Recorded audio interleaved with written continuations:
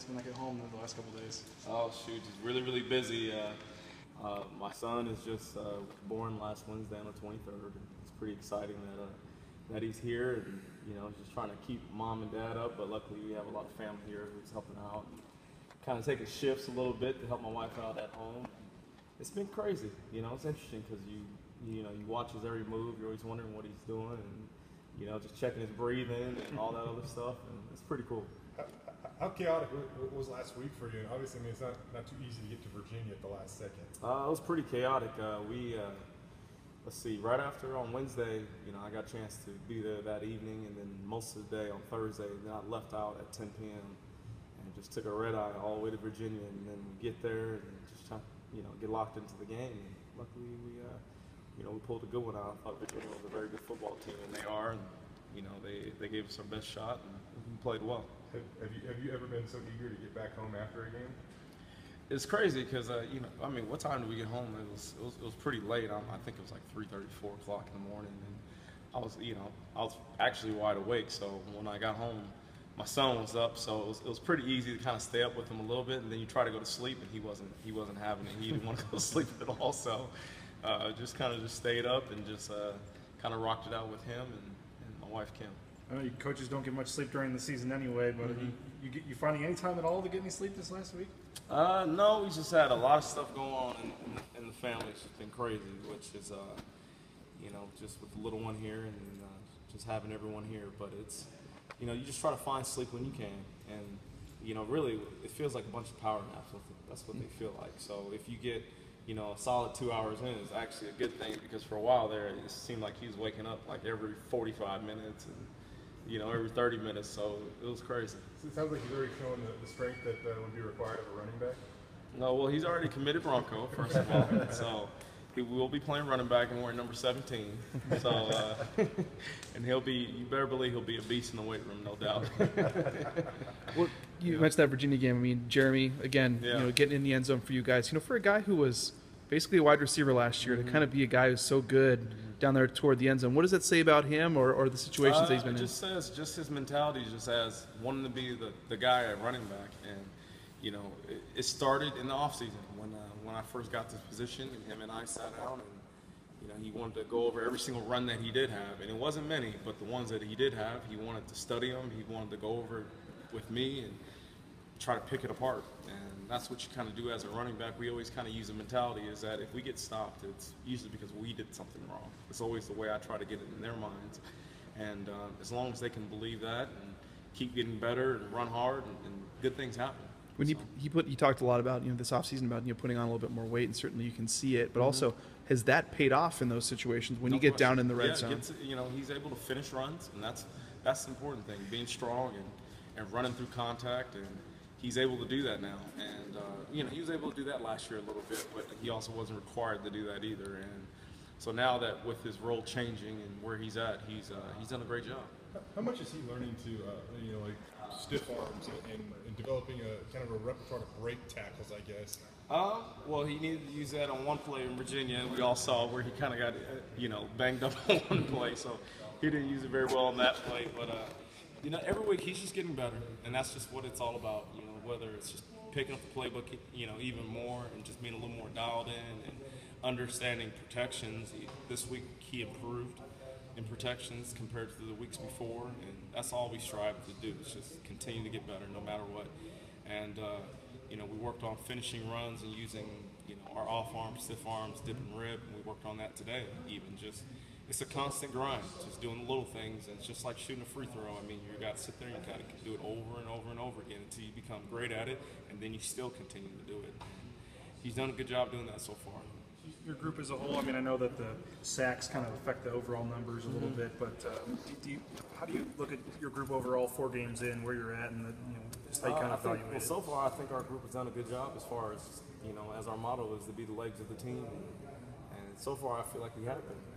Kelsey's done a phenomenal job along with J-Mac, and I know J-Mac has kind of been the guy, and he's scored a lot of touchdowns so far. But if you look at everyone who's actually got a chance to touch the ball, which they've actually done a pretty good job. I mean, if you look at it all the way from Jack Fields to Corey Young, and obviously Kelsey and Devin have done a a good job also. And Coach Harsin was saying that a lot of the short passing plays are basically running plays also. And no doubt, which is we rather the quarterback hand us the football or throw us the football, but the short passing is an extension of the run game, and we've been able to do that. And it's been good. Do you feel like it's going to be a key moving forward just to keep establishing the run and no question. moving forward? I mean, to win football games, you have to be able to run the football, and to win championships, you have to be able to run. So as long as we keep doing that, and I think our O-line is going to start clicking, and it's just like last year in a sense of just kind of waiting to see you get better and better and better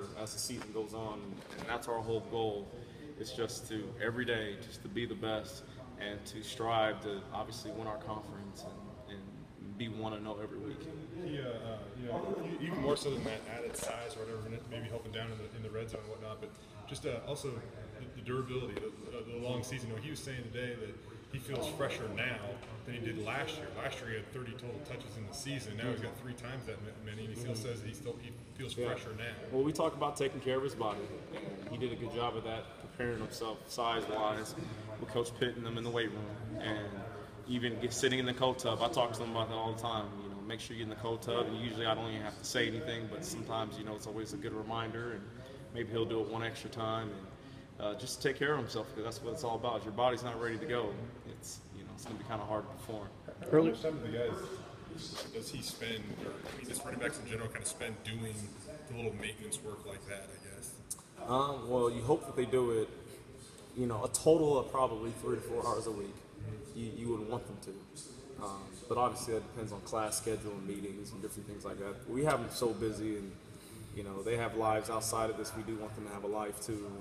And I do tell my running backs, make sure you guys are doing obviously the right things off the field, but enjoy yourself. Go to a movie, do things like that, and just relax. Kind of take your mind off of it, because if you're always constantly feeling like you're under pressure or doing something, it kind of can wear on you a little bit too. So.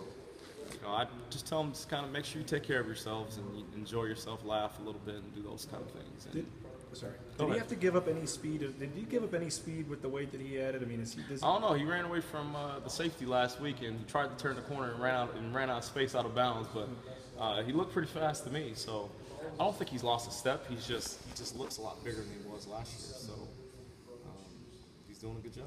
Earlier today, Ty Matuia kind of said, when you get in the red zone, he said it's an entirely different game. Yeah. So as a running back, you played it here and all that. What's the most important thing as a running back when you get into that red zone to continue it? What's the most important? That end zone. Yeah. You kind of got to start getting your hands should start, hopefully not sweating too much, but you should start, the hairs on the back of your neck should start standing up and going like, oh man, I got to get this thing in no matter what. And just take pride in that we have to score in the red zone, and it's always nice to get those touchdowns. You're always probably thinking north-south, but especially in that north, situation. Yeah, no question. I mean, it's a tighter space. The angles are tighter. Everything's just different. So the safeties are not as deep. The linebackers are playing tighter. Corners are playing tighter. So those angles have completely changed. So being north and south is pretty important. Does he run behind his pads any differently as kind of the season has gone on?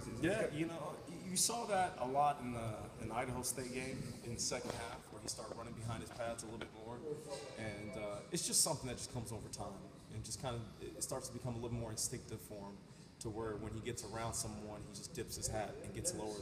We always talk about low man wins, and it's all about leverage, and that's part of it too. So he's starting to get that a little bit more. It's just starting to become a little more natural for him. So it's good to see, and we just got to continue rotating those guys in and just keeping them fresh. You look at, Jay had such an unbelievable year last year, and through the first 4 games, Jeremy's got twice as many touchdowns as him. And I know it kind of works in different ways at times, and when people get touches, but 10 touchdowns through 4 games, that's a lot of production inside the red zone. Yeah, it is. It's good for us. It's very, very good for us, and I know it's good for him. It's a goal for him to continue to obviously score, but that's, like I said, that goes into our goals. You touch the ball, you should be thinking first down, touchdown. That's just the way it is. And lucky for him and us, he's been able to capitalize on those opportunities to score. And it's been good. Like I said, it's been good for us.